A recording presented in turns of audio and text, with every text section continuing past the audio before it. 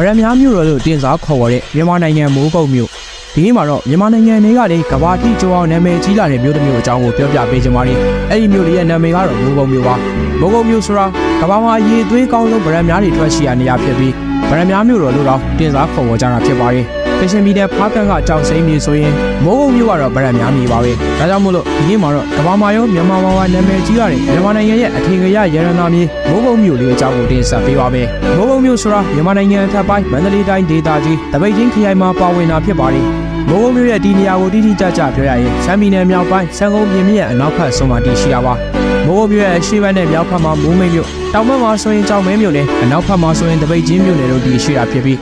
ပင်လယ်ရေမျက်နှာပြင်ထက်အမြင့်ပေ3800မှာတည်ရှိတဲ့တောင်ပေါ်မြို့လေးတစ်မျိုးဖြစ်ပါတယ်။ကိုမြို့ကအရန်ကြီးလူနေဦးရေထူတဲ့တိတ်ကြီးတာမျိုးမဟုတ်ပဲကျေးရွာစုစုပေါင်းတော့132ရွာပဲရှိတာပါ။အများဆုံးနေထိုင်ကြတဲ့လူမျိုးတွေကလည်းဗမာ၊ရှမ်း၊လီဆူ၊ပလောင်၊ဘောရခါနဲ့တရုတ်တို့ပဲဖြစ်ပါတယ်။မိုးကုတ်မြို့လေးရဲ့ပုံစံကိုပြောရရင်မြန်မာနိုင်ငံရဲ့သဘာဝအလှတရားတွေယနေ့ထက်တိုင်းတည်ရှိနေစေနေရတယ်